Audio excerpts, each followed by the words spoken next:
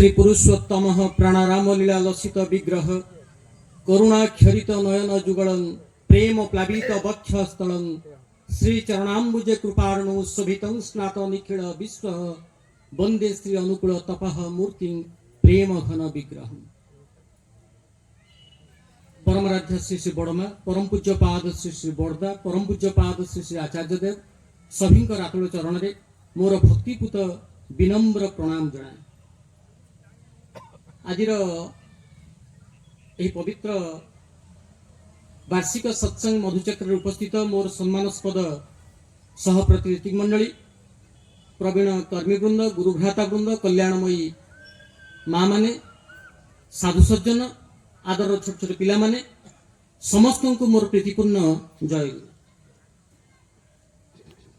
जो भाई मानकर प्रचेष्टा क्रमे प्रभुंकर गुणकीर्तन करिवार सुजोग आम मानक मिली से जिभली शांति स्वस्ति आनंदर अधिकारी हुंती एक कथा प्रभु निकट में रखिबा सहित आपण मानकर समस्तंकर सार्विक मंगल कामना करे से निखिल मंगल विधायक परम दयाल श्री श्री ठाकुरंकर श्रीपाद पद्म। पूर्वर इष्टप्राण गुरुभ्राता प्रदीप्त नाथ भाई तापरे नरेंद्र भाई वास्तव जीवन कथा कहते। प्रदीप्त भाई सत्संगर कथा रु आरंभ करते ठाकुर कथा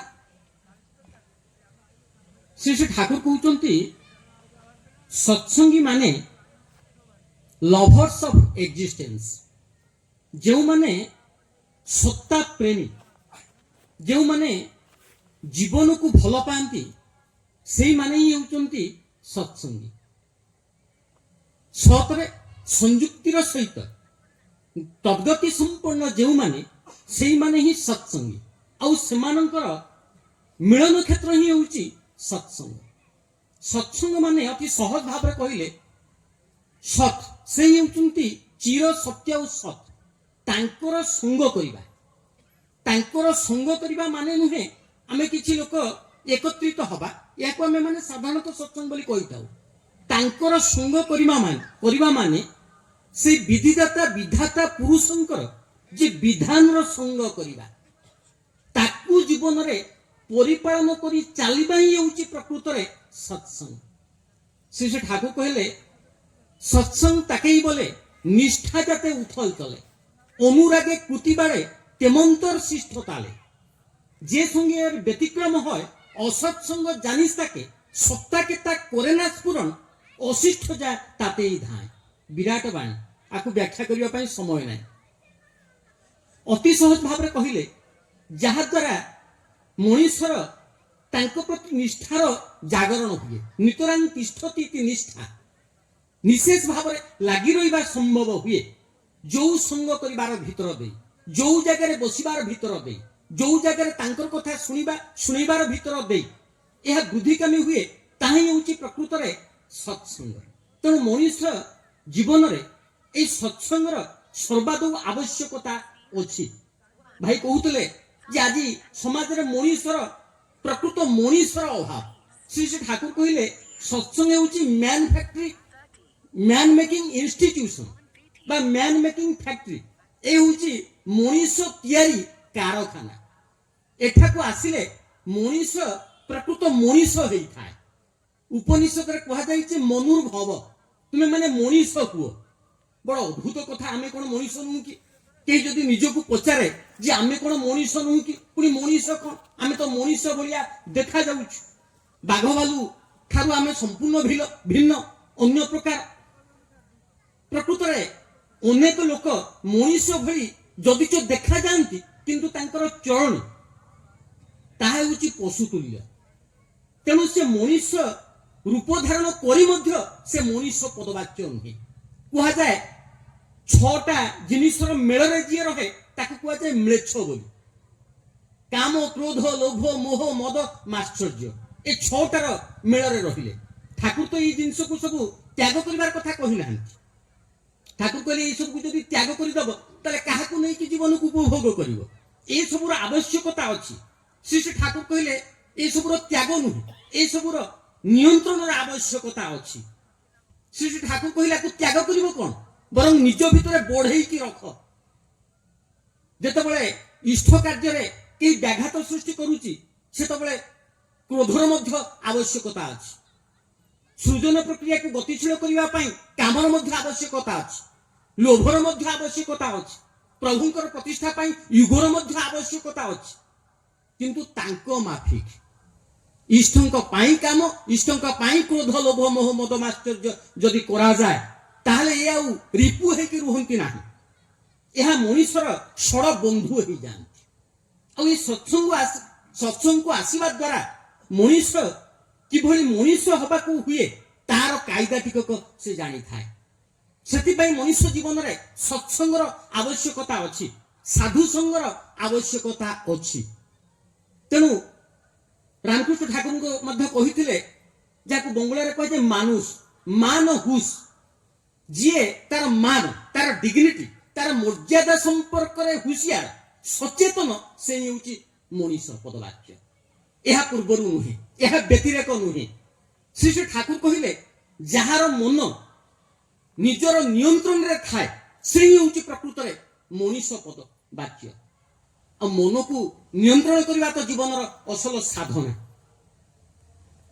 तेणु से ही प्रकृत मनीष पदवाच्य होता है तेणु जीवन में से गुरु आदर्श आचार्य आवश्यकता अच्छी जदि सांप्रतिक अवस्था को आपण माने लक्ष्य करेंगे वर्तमान सारा पृथ्वी रे चली युद्धर कथा समस्त गोटे देश कहूँ जे मु एते शह सैनिक को मारी देछि आउ जने कहूँ अरे सी 100 कोण मारी आम 200 लोक मारी माने चिंता करंतु मारिबार कंपिटिशन चली जी जिते अधिक लोक मारी पार तार बेसी बहादुरी से बेसी शक्तिमान पुणी शुणा मिलूँ कौन ना आत्मघातीर कथा माने मु देहरे अस्त्र रखी बम रखी निजे मरीजी एवं पार्श्ववर्ती लोक मारिदेवी चिंता करंतु को भरिया विकृत मानसिकतार आम मैंने पहुंचले वर्तमान समय केते भयंकर चिंता करंतु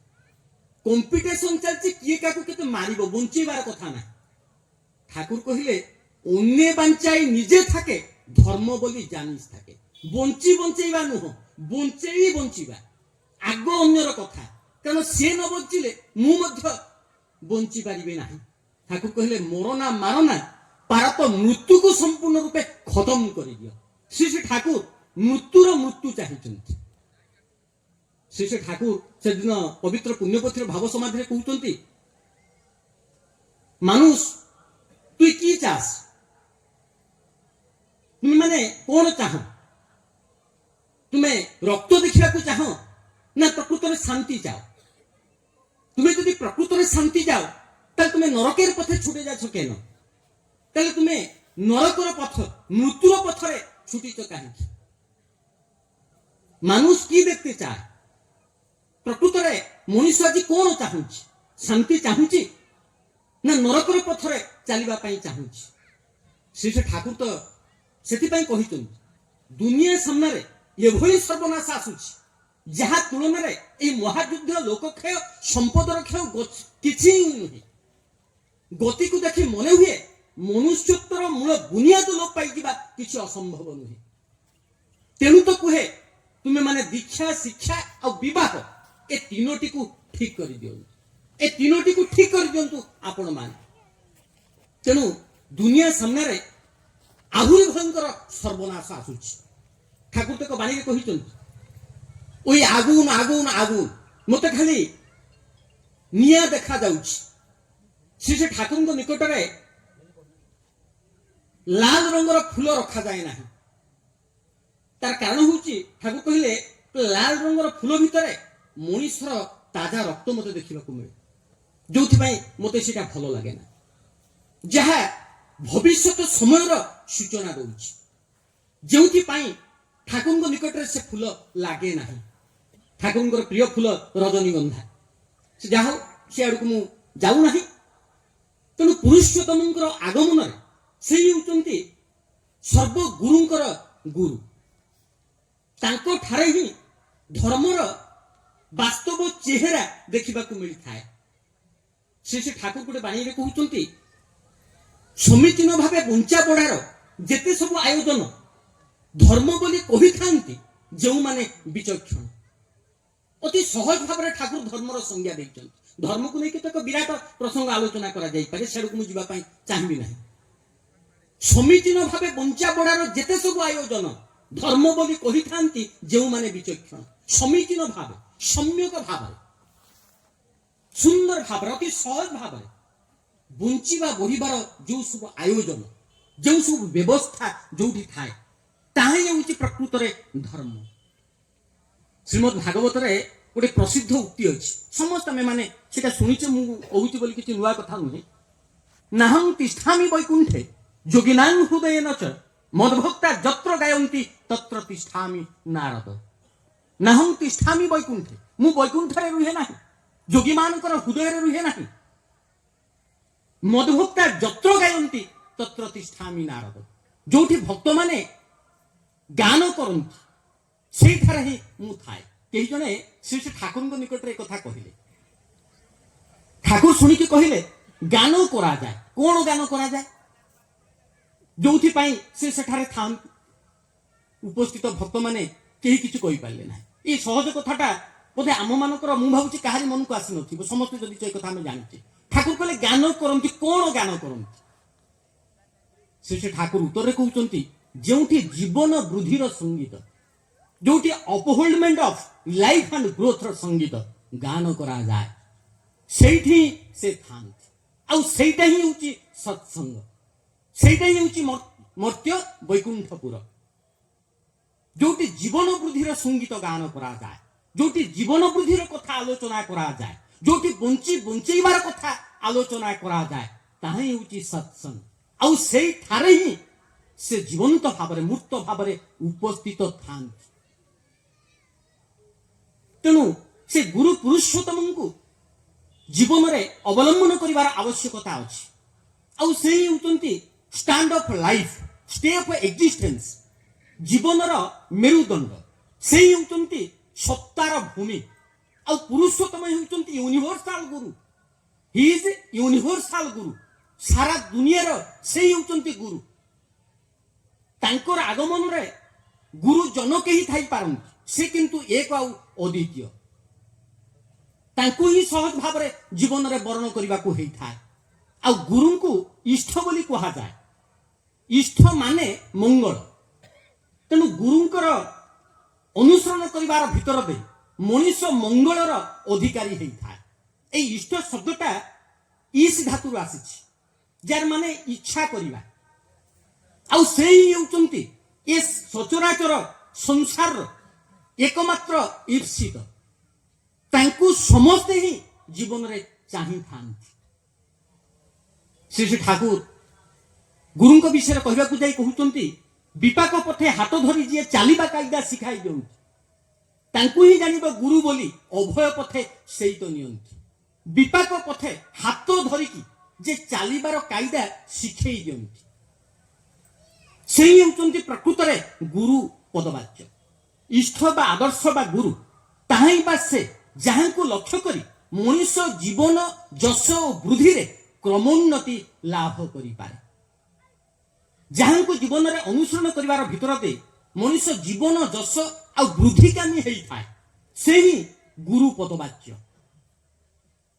ତେଣୁ ତାଙ୍କର ଆଗମନରେ ତାଙ୍କର ସତ ଦୀକ୍ଷାର ଆବଶ୍ୟକତା ଅଛି, ତାଙ୍କର ଅନୁସରଣ କରିବାର ଆବଶ୍ୟକତା ଅଛି, ତାଙ୍କୁ ଜୀବନରେ ଧରି ଚାଲିବାର ଆବଶ୍ୟକତା ଅଛି।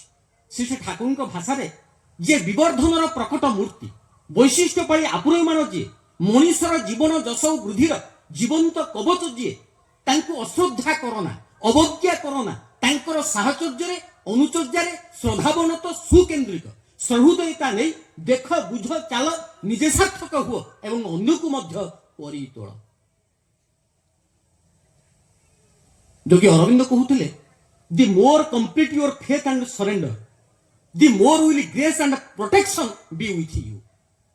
ଦି more complete your faith, sincere and surrender, ତାଙ୍କ ପ୍ରତି ତୁମର ବିଶ୍ୱାସ, ନିଷ୍ଠା ଆଉ ସମର୍ପଣ ଯେଭଳି ଭାବରେ ରହିବ, ତୁମେ ମାନେ ତାଙ୍କର ରକ୍ଷାର ବଳୟ ଭିତରେ ମଧ୍ୟ ଠିକ ସେଇଭଳି ଭାବରେ ରହିପାରିବ।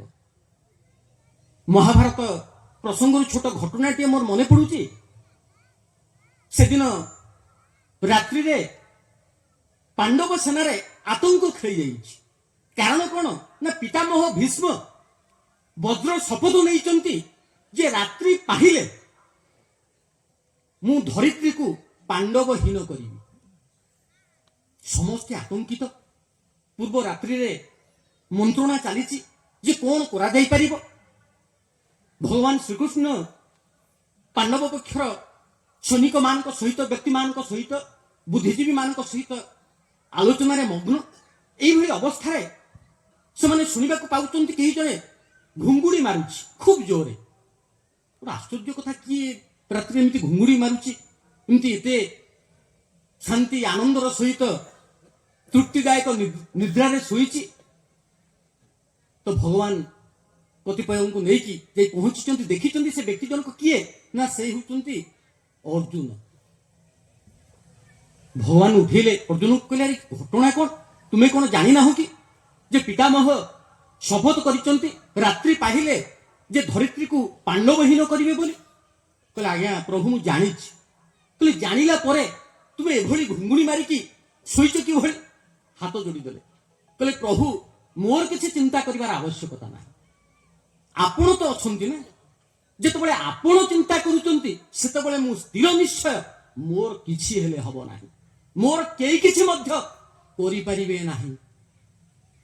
শ্রী ঠাকুরঙ্কর এক বাণী মোর মনে পড়ুছি, ভাবছে বসে চলবে কিসে, ভাববার তুমি কে, ভাববার যিনি ভাবছেন তিনি, ভাব তুমি তাকে। আমি মানে ভাবুছু, ভাবছে বসে চলবে কিসে, ভাববার তুমি কে, যে কেমিতি কোন করিবি, সংসার নাকু কেমিতি আগেই নেবি, এতে এতে সমস্যা, এতে এতে ঘটনা, এতে এতে দুর্ঘটনা। ঠাকুর কইলে ভাবছে বসে চলবে কিসে, ভাববার তুমি কে, তুমি কে ভাবিবা, ভাববার যিনি ভাবছেন তিনি, ভাব তুমি তাকে। ଯିଏ ଭାବିବା ଲୋକ ସିଏ ଭାବୁଛନ୍ତି, ତୁମେ ଭାବିବାକୁ କିଏ? ପ୍ରଦୀପ୍ତ ଭାଇ କହୁଥିଲେ ଏ ଯେ ନିକଟରେ ଗ୍ରହରାଜ ଶନିଙ୍କର ମନ୍ଦିର ଅଛି, କଥାଟିଏ ମୋର ମନେ ପଡୁଥିଲା। ଶ୍ରୀ ଶ୍ରୀ ଠାକୁର ହେଲେ ପ୍ରକୃତରେ ରିଷ୍ଠ ନାଶକ ଲୋକପତି। ଠାକୁରଙ୍କୁ କୁହାଯାଏ ରିଷ୍ଠ ନାଶକ ଲୋକପତି। ସଂସ୍କୃତରେ ଏକ ପ୍ରସିଦ୍ଧ ବାକ୍ୟ ଅଛି, କିଂ କୁର୍ବନ୍ତି ଗ୍ରହା ସର୍ବେ ଯସ୍ୟ କେନ୍ଦ୍ରେ ବୃହସ୍ପତି। ଯାହାର ଜୀବନର କେନ୍ଦ୍ରରେ ବୃହସ୍ପତି ଅଛନ୍ତି ତାର ଅନ୍ୟ କୌଣସି ଗ୍ରହ ମାନେ କ୍ଷତି କରିପାରନ୍ତି ନାହିଁ। ଜ୍ୟୋତିଷ ଶାସ୍ତ୍ରର କଥା। ବୃହସ୍ପତି ମାନେ ଶ୍ରୀ ଶ୍ରୀ ଠାକୁର କହିଲେ great controlling agent of the whole system. Great controlling agent, ଯେ ସବୁଠାରୁ ମହାନ ନିୟନ୍ତ୍ରଣକାରୀ, ସେ ହେଉଛନ୍ତି ବୃହସ୍ପତି। ବୃହସ୍ପତି ମାନେ ବୃହତ ପତି, ଯେ ସବୁଠାରୁ ବଡ଼, ସେ ହେଉଛନ୍ତି ଗୁରୁ। ଯାହାଙ୍କର ଜୀବନର କେନ୍ଦ୍ରରେ ଗୁରୁ ଅଛନ୍ତି, ଗ୍ରେଟ କଣ୍ଟ୍ରୋଲିଂ ଏଜେଣ୍ଟ ଅଛନ୍ତି, ତାର କିଛି ହବାର ନାହିଁ। ତେଣୁ ଜୀବନରେ ଅତି ସହଜ ଭାବରେ ତାଙ୍କୁ ଧରି ଚାଲିବାକୁ ହେଇଥାଏ। ପୁଣି ଏକ ଘଟଣା ମୋର ମନକୁ ଆସୁଛି। ସେ କଥାଟି ହେଉଛି ପୈଗମ୍ବର ମହମ୍ମଦଙ୍କ ଜୀବନର ଏକ ଘଟଣା। ତାଙ୍କର ଜଣେ ମୁଖ୍ୟ ସାଥୀ ଥିଲେ। ଯେତେ ତାଙ୍କର ସାଥୀ ଯେଉଁମାନେ ତାଙ୍କର ମିଶନକୁ ପ୍ରତିଷ୍ଠା କରିବା ପାଇଁ ସାହାଯ୍ୟ କରିଥିଲେ, ସେମାନଙ୍କ ଭିତରେ ପ୍ରମୁଖ ଥିଲେ ଅବୁ ବକର। ତାଙ୍କ ନାଁ ହେଉଛି ଅବୁ ବକର। ଛୋଟ ଘଟଣାଟିଏ କହିବି, ତାଙ୍କୁ ନେଇ ତ ଅନେକ ଘଟଣା, ଅନେକ କାହାଣୀ ରହିଛି। ଇସଲାମ ସାହିତ୍ୟରେ ବହୁ କଥା ଦେଖିବାକୁ ମିଳିଥାଏ। ଥରେ କଣ ହେଇଛି ନା, ମକ୍କାରେ ଯେ ପୈଗମ୍ବର ମହମ୍ମଦଙ୍କର ଯେ ଘର, ସେ ଘରକୁ ତାଙ୍କର ଶତ୍ରୁମାନେ ଚତୁର୍ଦିଗରୁ ଘେରିଛନ୍ତି। ଉଦ୍ଦେଶ୍ୟ ହେଉଛି ମହମ୍ମଦଙ୍କୁ ମାରିବା ପାଇଁ। ତାଙ୍କ ସାଙ୍ଗରେ ତାଙ୍କର ଅନୁଗାମୀ ସାଥୀ ଭକ୍ତ ଅବୁ ବକର ଥାନ୍ତି। ସେମାନେ ଗୃହର ପଛପଟ ଦେଇକି କୌଣସି ପ୍ରକାର ଖସି ଯାଇଛନ୍ତି। ଆଉ ଯେତେବେଳେ ଖସି ଯାଇଛନ୍ତି, ସେମାନେ ନିଜର ଜୀବନକୁ ବଞ୍ଚିବା ପାଇଁ ଦୌଡୁଛନ୍ତି। ବିରୋଧୀ ସୈନିକମାନେ ମଧ୍ୟ ଏ ଦ୍ୱୟଙ୍କୁ ଗୋଡେଇଛନ୍ତି। ସେମାନେ ଓଟ ପିଠିରେ ବସିକି ତାଙ୍କର ପଶ୍ଚାତରେ ଗୋଡଉଛନ୍ତି। ଏ ଦୁଇ ବ୍ୟକ୍ତି ଦୌଡ଼ିଛନ୍ତି। ଦେଖୁଛନ୍ତି ଏତେ ଗୁଡ଼ା ସୈନିକ ଯେତେବେଳେ ଆମକୁ ଗୋଡ଼ଉଛନ୍ତି ସେ କୌଣସି ଉପାୟ ନ ପାଇକି ଗୋଟେ ଗୁମ୍ଫା ଭିତରେ ଲୁଚି ଯାଇଛନ୍ତି। ଯେତେବେଳେ ଲୁଚିଛନ୍ତି ଅବୁ ବକର ଭୟରେ ଆତଙ୍କିତ ହଉଛନ୍ତି ଆଉ ମହମ୍ମଦଙ୍କୁ କହୁଛନ୍ତି, ଆଜ୍ଞା ଏତେ ଗୁଡ଼ା ଲୋକ, ଆମେ 2 ଜଣ ମାତ୍ର, ଆମେ ଆଉ ବଞ୍ଚିବା କିଭଳି, ବଞ୍ଚିବାର ସମ୍ଭାବନା ମୋତେ କାହିଁ ଦେଖାଯାଉନାହିଁ। ଆମେ 2 ଜଣ ଏତେ ଗୁଡ଼ିଏ ସୈନିକଙ୍କୁ କ'ଣ କରିପାରିବା, କିଭଳି ପ୍ରତିରୋଧ କରିପାରିବା? ମହମ୍ମଦ ଶୁଣିକି କହୁଛନ୍ତି, କହିଲେ ଆମେ 2 ଜଣ ନାହୁଁ, ଆମେ 3 ଜଣ ଅଛୁ। ବଡ଼ ଆଶ୍ଚର୍ଯ୍ୟ କଥା। ଅବୁ ବକର ଚତୁର୍ଦିଗକୁ ଅନେଇଲେ, କହିଲେ କାହିଁକି କେହି ତ ଆଉ ଦେଖାଯାଉନାହାନ୍ତି, ଆମେ ତ 2 ଜଣ, ଆପଣ 3 ଜଣ ଆମେ ଅଛୁ ବୋଲି କିଭଳି କହୁଛନ୍ତି? ପୈଗମ୍ବର ମହମ୍ମଦ କହୁଛନ୍ତି, ଆମେ 2 ଜଣ ଅଛୁ, ଆମ ସହିତ ଖୁଦା ଅଛନ୍ତି, ଅର୍ଥାତ୍ ଈଶ୍ୱର ଅଛନ୍ତି। ଆଉ ଈଶ୍ୱର ଯେତେବେଳେ ଆମ ସହିତ ଅଛନ୍ତି, ଖୁଦା ଯଦି ପ୍ରକୃତରେ ଚାହୁଁଥାନ୍ତି ଯେ ତାଙ୍କର ବାଣୀ, ତାଙ୍କର ଆଇଡିଓଲୋଜି, ତାଙ୍କର ଆଦର୍ଶ ଆମ ଦ୍ୱାରା ପ୍ରଚାର ହେଉ ବୋଲି, ତାହେଲେ ସେ ଆମ ଦ୍ୱୟଙ୍କୁ ନିଶ୍ଚିତ ଭାବରେ ବଞ୍ଚେଇ ରଖିବେ। ଆଉ ସେ ଯଦି ଚାହୁଁଥାନ୍ତି ଏ କାର୍ଯ୍ୟ ଆଉ କାହାରି ଦ୍ୱାରା କରିବା ପାଇଁ, ତାହେଲେ ଆମକୁ ଆଉ କେହି ମଧ୍ୟ ରକ୍ଷା କରିପାରିବେ ନାହିଁ। ତେଣୁ ଆମେ 3 ଜଣ ଅଛୁ। ଯାହା ହଉ, ଅନେକ ସମୟ ସେଇ ସୈନିକମାନେ ଖୋଜାଖୋଜି କରିବା ପରେ ମଧ୍ୟ ନିରାଶ ହୋଇକି ଫେରି ଯାଇଥିଲେ। ଚିନ୍ତା କରନ୍ତୁ କିଭଳି ବିଶ୍ୱାସ ଯେ ମୋ ସହିତ ପ୍ରଭୁ ସବୁବେଳେ ଅଛନ୍ତି। କ'ଣ ଆମର ଗୋଟେ ଠାକୁରଙ୍କର ବାଣୀ ଅଛି, ଝଡ଼ ଝଞ୍ଜା ଯେତେ ଆସୁ ମନରେ ରଖିବୁ ଜୋର, ମଥାରେ ଅଛନ୍ତି ଦୟାଳ ଠାକୁର, ଭାବନା କି ତୋର। ଝଡ଼ ଝଞ୍ଜା ଯେତେ ହିଁ ଆସୁ ମନରେ ରଖିବାକୁ ହବ ଜୋର। ମଥାରେ ଅଛନ୍ତି ଦୟାଳ ଠାକୁର, ମଥାରେ କିଏ ଅଛନ୍ତି? ଦୟାଳ ଠାକୁର। ଭାବନା କ'ଣ ତୋ, ଆଉ ତୋର ଭାବିବାର କ'ଣ ଅଛି? ମନେ ପଡୁଛି ବିଶ୍ୱକବି ରବି ଠାକୁରଙ୍କର ସୁପ୍ରଭାତ କବିତାରୁ ପଦଟିଏ, ଉଦୟର ପଥେ ଶୁଣିକାର ବାଣୀ, ଭୟ ନାହିଁ ଓରେ ଭୟ ନାହିଁ, ନିଶେଷେ ପ୍ରାଣ ଯେ କରିଛି ଦାନ, କ୍ଷୟ ନାହିଁ ତାର କ୍ଷୟ ନାହିଁ। ଉଦୟର ପଥେ ଶୁଣିକାର ବାଣୀ, ଭୟ ନାହିଁ ଓରେ ଭୟ ନାହିଁ। ଉଦୟର ପଥରେ ମୁଁ ଶୁଣୁଛି, ଭୟ କରିବାର କୌଣସି ଆବଶ୍ୟକତା ନାହିଁ। ଉପନିଷଦ କହିଛି ଅଭି ଅଭି ଅଭି ଅଭି, ମାନେ ନାହିଁ ଭୟ, ଜୀବନରେ ଭୟ କରିବାର କୌଣସି ଆବଶ୍ୟକତା ନାହିଁ। ଉଦୟର ପଥେ ଶୁଣିକାର ବାଣୀ, ଭୟ ନାହିଁ ଓରେ ଭୟ ନାହିଁ, ନିଶେଷେ ପ୍ରାଣ ଯେ କରିଛି ଦାନ, କ୍ଷୟ ନାହିଁ ତାର କ୍ଷୟ ନାହିଁ। ନିଶେଷ ମାନେ ଅକପଟ ଭାବରେ ଯେ ପ୍ରାଣକୁ ତାଙ୍କ ନିକଟରେ ସମର୍ପଣ କରିଛି, ତାର ଭୟ କରିବାର କିଛି ନାହିଁ। ନିଶେଷ ଶବ୍ଦର ଅର୍ଥ ମୁଁ ଭାବୁଛି ବୋଧେ ଅକପଟ ବୋଲି। ତେବେ ସେ ଯାହା ହଉ, ଶ୍ରୀ ଠାକୁର ଏ ପଦଟି ଶୁଣିକି କହିଲେ, ଇଷ୍ଠାର୍ଥେ ପ୍ରାଣ ଯେ କରିଛି ଦାନ, କ୍ଷୟ ନାହିଁ ତାର କ୍ଷୟ ନାହିଁ। ଶ୍ରୀ ଠାକୁର ସଂଶୋଧନ କରିଛନ୍ତି, ଇଷ୍ଠାର୍ଥେ ପ୍ରାଣ ଯେ କରିଛି ଦାନ, କ୍ଷୟ ନାହିଁ ତାର କ୍ଷୟ ନାହିଁ। ତେଣୁ ତାଙ୍କ ନିକଟରେ ଯେ ସମର୍ପଣ କରିଛି, ନିଜକୁ ସମର୍ପି ଦେଇଛି, ତାର କେବେ କ୍ଷୟ ହବାର ନାହିଁ। ଦୃଷ୍ଟାନ୍ତ, ତାର କୌଣସି ଭୟ କରିବାର ଆବଶ୍ୟକତା ନାହିଁ। ଠାକୁର ଏକ ବାଣୀରେ କହୁଛନ୍ତି, আদর্শে টান কর্মে পটু, যত নিচই হোক উন্নতি তোরা হবেই হবে, পাবেই আলো। ঠাকুরের কথা, আদর্শে টান কর্মে পটু, প্রবল কর্ম প্রবণতা থিব, ଆଉ ତାଙ୍କ ଠାରେ ନିଷ୍ଠା ଥିବ, ଟାନ୍ ଥିବ। ତୁମେ ଯେତେ ନିଚଇ ହୁଅ ନା କାହିଁକି, ତୁମେ ଆଲୋକ ଦେଖିବ ହିଁ ଦେଖିବ। ତୁମେ ମାନେ ଉନ୍ନତିର ପଥରେ ଚାଲିବ ହିଁ ଚାଲିବ। ଆଦର୍ଶ ଠାରେ ଆପ୍ରାଣ ଯେ ପ୍ରାଣ, ସେ ଯେତେ ନିଚ ହିଁ ହେଉ, ହୀନ ହିଁ ହେଉ, ଉନ୍ନତିର ଆଲୋକ ତାହାକୁ ବଞ୍ଚିତ କରିବ ନାହିଁ, ଏହା ସ୍ଥିର ନିଶ୍ଚୟ। ଏ ହେଉଛି ଶ୍ରୀ ଠାକୁରଙ୍କର ଏକ ଗଦ୍ୟ ବାଣୀ। ଏଭଳି ଅଭୟ ପ୍ରତିଶ୍ରୁତିର କଥା ଏ ସଂସାରରେ ଆଉ କେହି ମଧ୍ୟ ଦେଇପାରନ୍ତି ନାହିଁ। ଶ୍ରୀ ଠାକୁର କହିଲେ, କୌଣସି ଭୟ ନାହିଁ, ମୁଁ ନିଶ୍ଚୟ କରି କହୁଛି, some realization is guaranteed who has come within the sight of ସୁବର୍ଷ। ଯେଉଁମାନେ ପରମ ପ୍ରାଣଙ୍କର ସଂସ୍ପର୍ଶରେ ଆସିଛନ୍ତି, ସେମାନଙ୍କ ଜୀବନରେ ଅନୁଭୂତି ହବ ହିଁ ହବ। ଆମେମାନେ ସମର୍ପଣର କଥା କହିଥାଉ, ପ୍ରକୃତରେ ଏ କଥାଟା ଏତେ ସହଜ ନୁହେଁ ଆମେ ମାନେ ଯେଭଳି ଭାବରେ କହିଥାଉ। ଶ୍ରୀ ଠାକୁର ଗୋଟେ ଇଂରାଜୀ ବାକ୍ୟରେ କହୁଛନ୍ତି, surrender is the topmost position of love. ଭଲ ପାଇବାର ଚରମ ଅବସ୍ଥା ହିଁ ହେଉଛି ସମର୍ପଣ।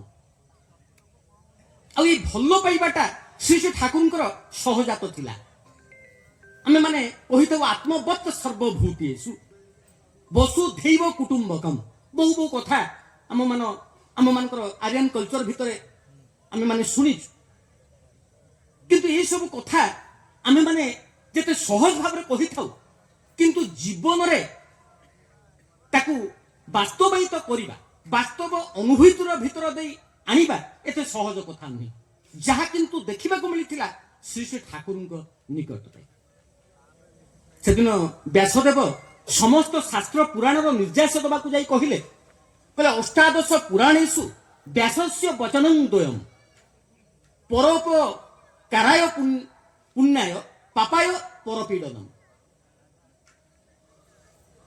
अष्टादश पुराण निर्यास सार भाव से कहिले परोपकाराय पुण्याय पापाय परपीडनम् परर उपकार करबा ही होची पुण्य अन्यर क्षति करबा ही होची पाप किंतु श्री श्री ठाकुर कहते मो जीवन में गोटे कार्य हो पारा ना ता हूँ परोपकार मु केबे जीवन में परोपकार करी नाही मु जहा को देखुची समस्ते मोर अंश मु केवल मो पई जहा भल सेटा ही करिछि अन्य पई पर पई किछि मु करी नाही कारण समस्ते तो मोर अंश समस्ते मोर निजर लोक आपनार लोक पर बोली काहाकु केबे भाबी पारिली नाही तेणु परोपकाराय कार्यटा मो द्वारा संभव है ना चिंता करंतु किभଳି कनसेप्शन एभଳି कथा मु अनेक शास्त्र पुराण पढ़ी किंतु कोठी देखिबा को पाई नाही कोठी सुनिबा को पाई नाही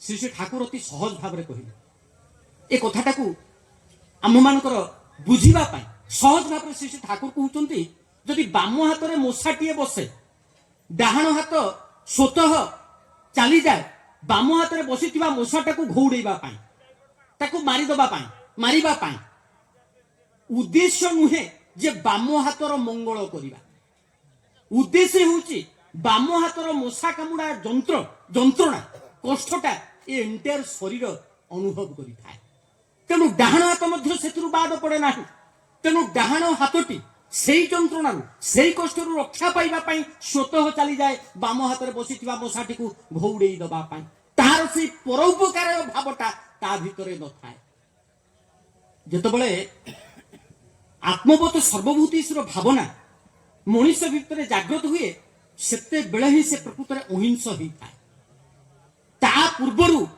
से अहिंस बोली ताको कुहा जाई परिबो नाही हिंसा भाव ता भितरु जाई नाही बोली जाइछि बोली कुआ जाई परिबो नाही यह एक अनुभवर व्यापार कथा तेणु जुगपुरुषोत्तम जेतबळे आसंती तांकर दृष्टिरु केही मध्य बाद पड़ती नाही से समस्त को फुलफिल करिवार कथा कही थांती तेणु तांको कहा जाए फुलफिलर दी बेस्ट सर्वश्रेष्ठ परिपूर्णकारी तांको ठारू एते भाबरे एते करी केही मध्य परिपूर्ण करि पारंती नाही तेणु पुरुषोत्तम आसंती देबे सब गुरुंकर सार्थकता धरिले तांको आसई नाही गुरु त्यागर घून्य कथा तेणु पुरुषोत्तम आसंती जेतबळे से गुरु मानकर मध्य गुरु सर्वदेवमय गुरु तांको भितरे सबु देवतांको मध्य अनुभव करा जाई पारे श्री श्री ठाकुर कहउचंती स्रष्टा एक अद्वितीय अनंत सृजन देवदेवी प्रकट बीर्य तांकरी विलक्षण स्रष्टा एक आ अद्वितीय से होचंती वन एंड यूनिक अनंत सृजन ये सारा संसार को अनंत सृष्टि को से सृष्टि करिचंती आब्रह्म स्तंभ पर्यंत देवदेवी प्रकट बीर्य तांकर विलक्षण आ ये देवदेवी माने गोटे विशेष विशेष लक्षण नहीं कि तांको ठारू सृष्ट होइचंती मां सरस्वती आमे माने पूजा करू ऐश्वर्यर देवी भाव धनर देवी भाव मां सरस्वती को विद्यार देवी भाव पूजा करू मां दुर्गा को शक्तिर देवी भाव पूजा करू मां माने आदि देवता जे गणेश को ज्ञानर देवता भाव पूजा करू एमती अनेक कार्तिकेय से बहु कथा अच्छे बहु देवदेवी आमर आर्यन कल्चर भितर अच्छा ये समस्त मिलन में स्रष्टा एक अद्वितीय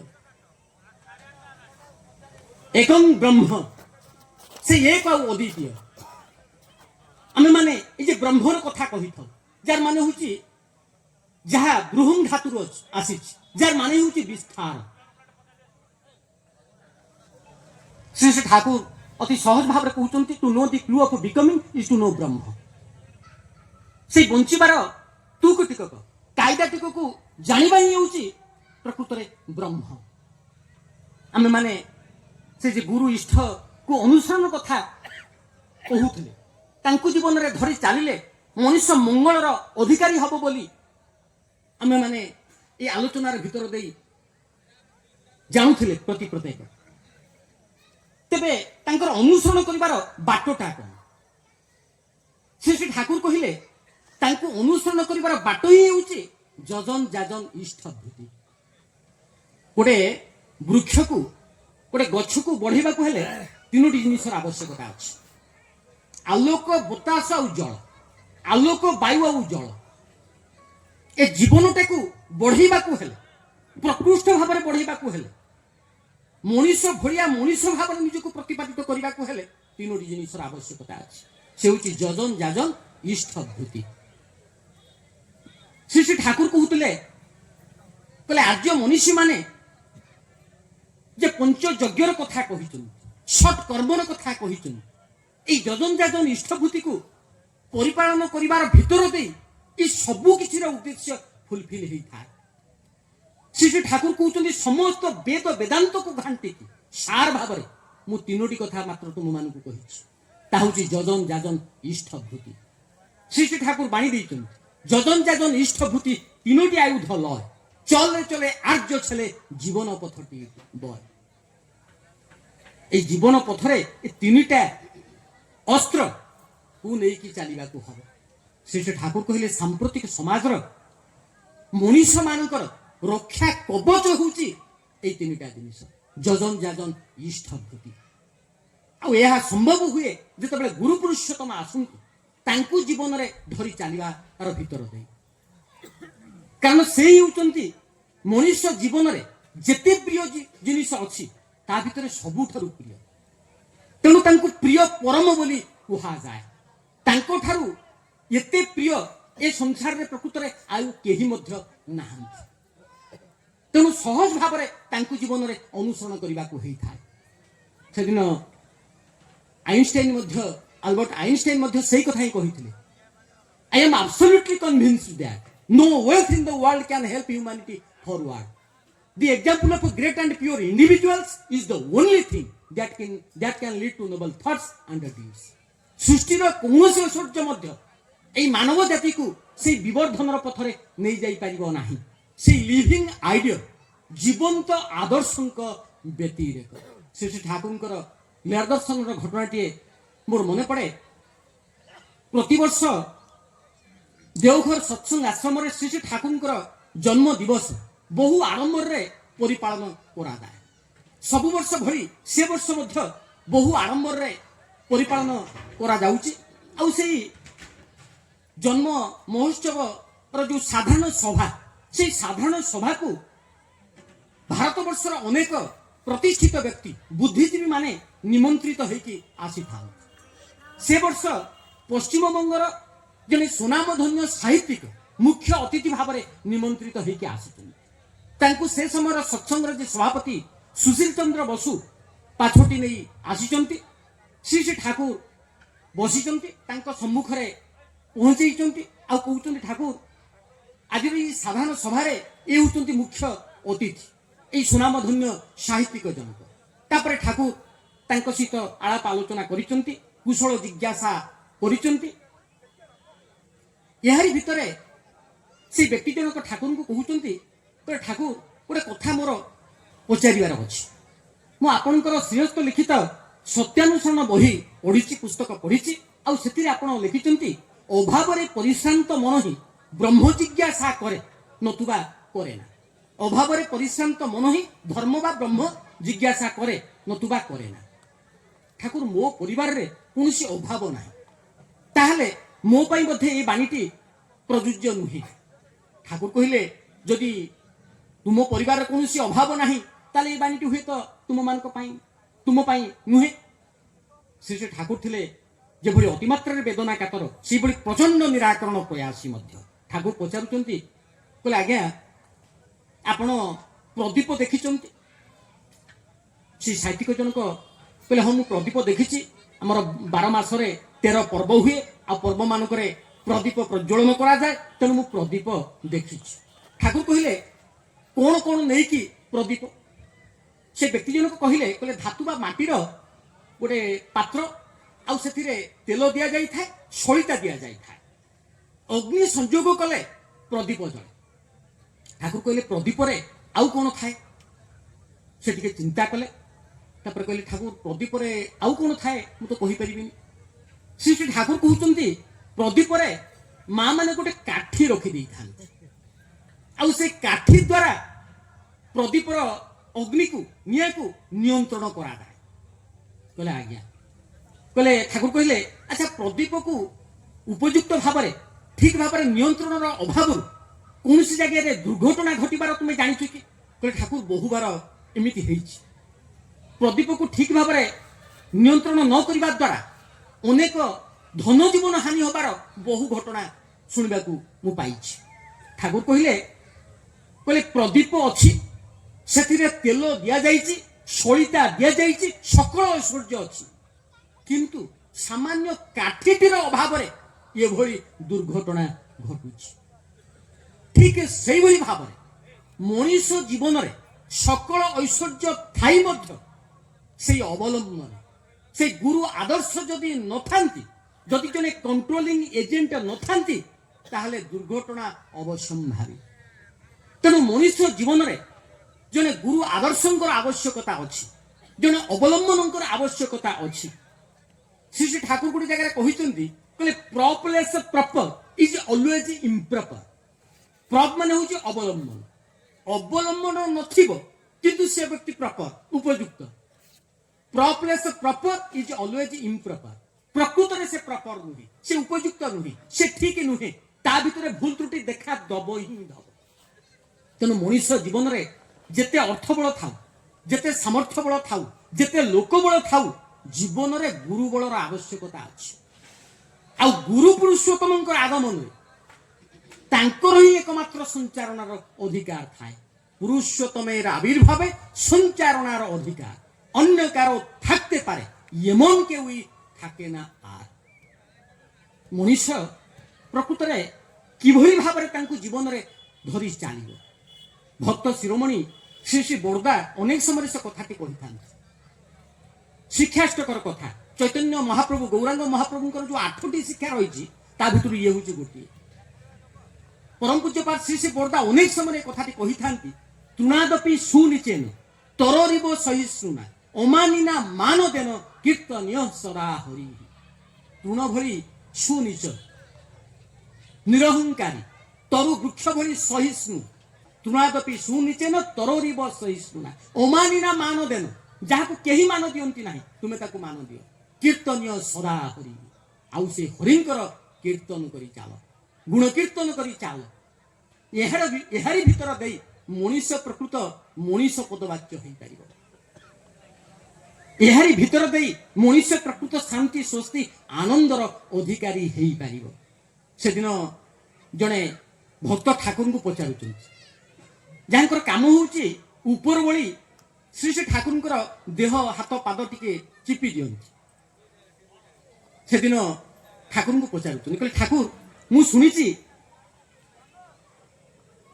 ସ୍ୱାମୀ ବିବେକାନନ୍ଦ ରାମକୃଷ୍ଣ ଠାକୁରଙ୍କୁ ସ୍ପର୍ଶ କରି ବ୍ରହ୍ମ ଦର୍ଶନ କରିଥିଲେ, କିନ୍ତୁ ଠାକୁର ମୁଁ ତ ଆପଣଙ୍କୁ ପ୍ରତିଦିନ ସ୍ପର୍ଶ କରୁଛି, ଅନେକ ସମୟ ଧରି ସ୍ପର୍ଶ କରୁଛି, କିନ୍ତୁ ମୋର କାହିଁ ତ ବ୍ରହ୍ମ ଦର୍ଶନ ହଉନାହିଁ। ସେ ଠାକୁର କହୁଛନ୍ତି, ଆରେ ଚୁମ୍ବକ ଲୁହାକୁ ଟାଣେ, କାଠକୁ ନୁହେଁ। ଚୁମ୍ବକ ଲୁହାକୁ ଟାଣେ, କାଠକୁ ନୁହେଁ। ତେଣୁ ଲୁହା ହବାର ଆବଶ୍ୟକତା ଅଛି, ତାଙ୍କର ମନମୁଖୀ ହବାର ଆବଶ୍ୟକତା ଅଛି। କାଠକୁ କଣ କେବେ ଚୁମ୍ବକ ଟାଣିବ କି? ତେଣୁ ତାଙ୍କର ମନମୁଖୀ ହେଲେ ତାଙ୍କର ସୁରକ୍ଷା ବଳ ଭିତରେ ମଣିଷ ରହିଥାଏ। ସେଇ ଯୋଉ ନରେନ୍ଦ୍ର ଭାଇ କହୁଥିଲେ, ମୁଁ କିଛି ଜାଣେ ନା, ତାଙ୍କୁ ଟିକେ ଭଲ ପାଇଛି। ତାଙ୍କର ସେ ଆଲୋଚନା ଭିତରେ ମୁଁ ଶୁଣୁଥିଲି, ସେ କଥାଟା ମୋର ମନେ ପଡି ଯାଉଥିଲା। ଠାକୁର କହିଲେ, କେହି ଯଦି ତା ହୃଦୟରେ ମୋତେ ଟିକିଏ ମାତ୍ର ସ୍ଥାନ ଦେଇଥାଏ, ଟିକିଏ ମାତ୍ର ସ୍ଥାନ ଦେଇଥାଏ, ମୁଁ ଅନନ୍ତ କାଳ ଧରି ତାକୁ ମନେ ରଖିଥାଏ, ଅନନ୍ତ କାଳ ଧରି ତାକୁ ମନେ ରଖିଥାଏ। ଶ୍ରୀ ଶ୍ରୀ ଠାକୁର କହୁଛନ୍ତି ଜଣେ ଭକ୍ତିମାନ ମଣିଷ ଯଦି ମୋର ସମ୍ମୁଖକୁ ଚାଲି ଆସେ, ଜଣେ ଭକ୍ତିମାନ ମଣିଷ ମୋ ସମ୍ମୁଖକୁ ଚାଲି ଆସେ, ତାହେଲେ ମୁଁ ମନେ ମନେ ତାର 14 ପୁରୁଷକୁ ପ୍ରଣାମ କରିଥାଏ, ତାର 14 ପୁରୁଷକୁ ପ୍ରଣାମ କରିଥାଏ, ମାନେ ଠାକୁର ପ୍ରଣାମ କରିଥାଏ ତାର 14 ପୁରୁଷକୁ। ଶ୍ରୀ ଶ୍ରୀ ଠାକୁର ହେଉଛନ୍ତି ଅମୋଘ ବାଦ, ତାଙ୍କର କଥା କେବେ ଭୁଲ ବୋଲି ପ୍ରମାଣିତ ହୁଏ ନାହିଁ। ତେଣୁ ସେ ପରମ ମଙ୍ଗଳମୟଙ୍କର ବିଧାନକୁ ମାନି ଚାଲିବାର ଭିତର ଦେଇ ମଣିଷ ପ୍ରକୃତ ମଙ୍ଗଳର ଅଧିକାରୀ ହେଇପାରିବ। ସେଇ ରିଷ୍ଠ ନାଶକ ଲୋକପତି ଇଷ୍ଟଙ୍କୁ ଜୀବନରେ ଧରି ଚାଲିବାକୁ ହେବ। ଶ୍ରୀ ଶ୍ରୀ ଠାକୁର କହୁଛନ୍ତି ତୁମେ ଯାହା ହୁଅ ଏବଂ ଯେପରି ହୁଅ, ତୁମର ଚାଲି ଚରଣ ଆଚାର ବ୍ୟବହାର ଯେତେ ବି ପଙ୍କିଳ ହେଉନା କାହିଁକି, ଆଦର୍ଶରେ ଆପ୍ରାଣ ହୋଇ ଚାଲିବାକୁ ହେବ। ଶ୍ରୀ ଶ୍ରୀ ଠାକୁର ଅଭୟ ପ୍ରତିଶ୍ରୁତିର ବାକ୍ୟ ଶୁଣାଇ କହିଛନ୍ତି, ମୁଁ ଯେଉଁ ଆଦର୍ଶ ତୁମମାନଙ୍କ ଆଗରେ ସ୍ଥାପନ କରିଛି, ମୁଁ ଯେଉଁ ଆଦର୍ଶର କଥା ତୁମମାନଙ୍କ ନିକଟରେ କହିଛି, ସେଥିରେ ନିଷ୍ଠା ଅନୁରାଗ ଓ ଅନୁସରଣ ସହିତ ଅଳ୍ପ ହିଁ ବିସ୍ତର ହିଁ ହେଉ ଯେତେଟା ଆନ୍ତରିକତା ନେଇ ସକ୍ରିୟ ଅଭିବ୍ୟକ୍ତି ଦେବ, ତୁମମାନଙ୍କୁ କେହି ଧ୍ୱଂସ କରିପାରିବ ନାହିଁ ଦୁନିଆରେ, ବିଧ୍ୱସ୍ତି ଆଡ଼କୁ କେହି ନେଇଯାଇପାରିବ ନାହିଁ ଦୁନିଆରେ। ଆଉ ପ୍ରତ୍ୟେକଟି ବ୍ୟଷ୍ଟି ଅଭ୍ୟସ୍ତତାରେ ସ୍ୱତ ହୋଇ ଉଠିଲେ ପ୍ରୀତି ଉଦ୍ଦୀପନା ଏପରି ଯୁଗ ଆବାହନ କରିବ ଯେଉଁଦିନ ଶାସକର ପ୍ରୟୋଜନ ବି ନ ହୋଇପାରେ। ସତ୍ୟ, ନ୍ୟାୟ, ଅହିଂସା ଓ ପରାକ୍ରମ ଦୀପ୍ତ ସ୍ତର୍ଯ୍ୟ ତୁମ ସମସ୍ତଙ୍କ ଭିତରେ ମୂର୍ତ୍ତ ହୋଇ ରହିବ। ଧର୍ମ ଓ ଧୃତିର ଚୁମ୍ବନରେ ତୁମମାନଙ୍କର ସମସ୍ତଙ୍କୁ ଅର୍ଗଳରେ ଧରି ରଖିବ। କୃତ ଯୁଗ ବା ସତ୍ୟ ଯୁଗର ମଳୟ ହାୱାରେ ଅଭିଷିକ୍ତ ହୋଇ ତୁମମାନଙ୍କର ଅନ୍ତର ଅନ୍ତଃସ୍ଥଳ ଗାଇ ଉଠିବ ସ୍ୱାଭିମାଂ ତ୍ୱାଂ ପ୍ରପନ୍ନମ୍, ସ୍ୱାତନ୍ତ୍ର ସମ୍ବର୍ଦ୍ଧନୀ ସହଯୋଗୀ ଅଭିଦୀପ୍ତି ନେଇ। ଆଉ ଏହା ଯଦି ଭାଙ୍ଗିଦିଅ ବା ଭାଙ୍ଗିଯାଏ, ତାକୁ ଧରି ରଖି ନ ପାର, ତାହେଲେ କୃତିସୌଧ ଭାଙ୍ଗିଯାଇ ପର୍ଯ୍ୟୁଦସ୍ତ ପୃଷ୍ଟି ବିଭ୍ରାନ୍ତିରେ ଟୁକୁରା ଟୁକୁରା ହୋଇ ସଂଗତି ଓ ସହଯୋଗ ବିଧ୍ୱସ୍ତ ଓ ବିକୃତ ହୋଇ ସଂଗତି ହରା ଏହି ଜୈବୀ ସଂସ୍କୃତିର ସର୍ବନାଶରେ ଆତ୍ମ ନିମଜ୍ଜନ କରିବା ଛଡ଼ା ଉପାୟନ୍ତର ରହିବ ନାହିଁ। ଠାକୁର କହିଲେ ମୁଁ ଯେଉଁ ଆଦର୍ଶ ତୁମମାନଙ୍କର ନିକଟରେ ସମ୍ମୁଖରେ ସ୍ଥାପନା କରିଛି, କୌଣସି ଶାସକର ମଧ୍ୟ ଆବଶ୍ୟକତା ହେବ ନାହିଁ। ଶାସକ ବିହୀନ ସମାଜ ତାହା ସମ୍ଭବ ହେବ କେବଳ ସେ ଏକ ନାୟକ ତନ୍ତ୍ରର ଭିତର ଦେଇ। ଏକ ନାୟକ, ଆମେ ଗଣତନ୍ତ୍ରର କଥା କହିଥାଉ, ପ୍ରକୃତରେ ଜନସାଧାରଣଙ୍କ ଦ୍ୱାରା ଶାସନକୁ ଠାକୁର ପସନ୍ଦ କରିନାହାନ୍ତି। ଏକ ନାୟକ ତନ୍ତ୍ରର କଥା ଯାହା ଆମେ ମାନେ ରାମରାଜ୍ୟର କଥା କହିଥାଉ, ଯେଉଁ ରାଜ୍ୟର ଏକମାତ୍ର ଜଣେ ହିଁ ଆଦର୍ଶ ହେଉଛନ୍ତି, ସେ ହେଉଛନ୍ତି ମର୍ଯ୍ୟାଦା ପୁରୁଷୋତ୍ତମ ଶ୍ରୀରାମଚନ୍ଦ୍ର। ତେଣୁ ପ୍ରକୃତରେ ଗୋଟେ ଦେଶ ବହୁଙ୍କ ଦ୍ୱାରା ଶାସିତ ହୁଏ ନାହିଁ, ୱେଲ୍ ବ୍ରେନ୍, ଗୋଟେ ଭଲ ବ୍ରେନ୍, ଗୋଟେ ଭଲ ମସ୍ତିଷ୍କ ଦ୍ୱାରା ଶାସିତ ହେଇଥାଏ। ତେଣୁ ଆସନ୍ତୁ ସମସ୍ତେ ସେଇ ଏକ ଅଦ୍ୱିତୀୟଙ୍କୁ ଜୀବନ କାଣ୍ଡାରୀ ଭାବରେ ଧରି ଚାଲିବା। ପ୍ରକୃତରେ ତାଙ୍କର କଥା କହିକି ଶେଷ କରାଯାଇପାରେ ନାହିଁ। ଯାହା ହଉ ଏ ଅଞ୍ଚଳକୁ, ଏ ସ୍ଥାନକୁ ଆସିବା ମୋର ପ୍ରଥମ ହେଲେ ମଧ୍ୟ ଏ ଅଞ୍ଚଳକୁ ମୁଁ ଅନେକ ବାର ଆସିଛି। ଆଉ ଏଠାରେ ଯେ ସବୁ କର୍ମୀ ଭାଇମାନେ ଅଛନ୍ତି ସମସ୍ତେ ମୋର ଜଣାଶୁଣା। ଅନେକ ଉତ୍ସବରେ କେହି ଜଣେ ଦୁଇ ଜଣ କର୍ମୀଙ୍କୁ ହୁଏତ ଆମେ ମାନେ ଜାଣିଥାଉ, ନୂଆ କରି ଯାଇଥାଉ, ଟିକେ ତାଙ୍କୁ ଉତ୍ସାହିତ କରିବା ପାଇଁ ତାଙ୍କର ନାଁ କହିଥାଉ। ଏଠି ତ ମୁଁ ଦେଖୁଛି ସମସ୍ତେ ମୋର ଜଣା, କାହା ନାଁ କହିବି, ତେଣୁ କାହାରି ନାଁ କହିବି ନାହିଁ। ଶ୍ରୀ ଠାକୁର ପଞ୍ଚଜନ୍ୟ ଶଙ୍ଖ ନିନାଦରେ ଚତୁର୍ଦିଗକୁ ପ୍ରକମ୍ପିତ କରି କହୁଛନ୍ତି, ପ୍ରାର୍ଥନାର ସକ୍ରିୟ ଚଳନ ଭଙ୍ଗୀରେ ତାଙ୍କର ଆରତି କର। ଅନ୍ତର ମନ୍ଦିରରେ ବାଜି ଉଠୁ ଘଣ୍ଟା, ବାଜି ଉଠୁ ଶଙ୍ଖ, ବାଜି ଉଠୁ ଝାଞ୍ଜ ମୃଦଙ୍ଗ, ବାଜି ଉଠୁ ମୁରଲୀର ଛନ୍ଦାୟିତ ଲସିତ ନର୍ତ୍ତନ, ବାଜି ଉଠୁ ବୀଣାର ବିପ୍ଳବୀ ମଦିର ସ୍ପନ୍ଦନ। ସାର୍ଥକ ହୋଇ ଉଠ, ସଂହତ ହୋଇ ଉଠ ଶକ୍ତି ଶୁଭଶାଳିନ୍ୟରେ, ସବ୍ୟଷ୍ଟି ସମଷ୍ଟିରେ, ଏକ ନର୍ତ୍ତନରେ, ସକ୍ରିୟ ଝଙ୍କାରରେ ସୁଜାଗ୍ରତ ହୋଇ ଉଠ। ଜାଗୃହି ବୋଲି ଆବାହନ କର, ଅନ୍ତର ଦୀପାଳି ଆବେଗରେ ତାଙ୍କୁ ଆବାହନ କର, ବସାଅ, ଆରତି କର, କୁହ ଜୟ ଜଗଦୀଶ୍ୱର, କୁହ ବନ୍ଦେ ପୁରୁଷୋତ୍ତମମ୍। ଈଶ୍ୱରଙ୍କର ଶୁଭ ଆଶୀର୍ବାଦ ବ୍ୟକ୍ତ ପ୍ରତୀକ ହିଁ ପ୍ରିୟ ପରମ ପ୍ରେରିତ ପୁରୁଷୋତ୍ତମ, ପୁଣି କୁହ ବନ୍ଦେ ପୁରୁଷୋତ୍ତମମ୍।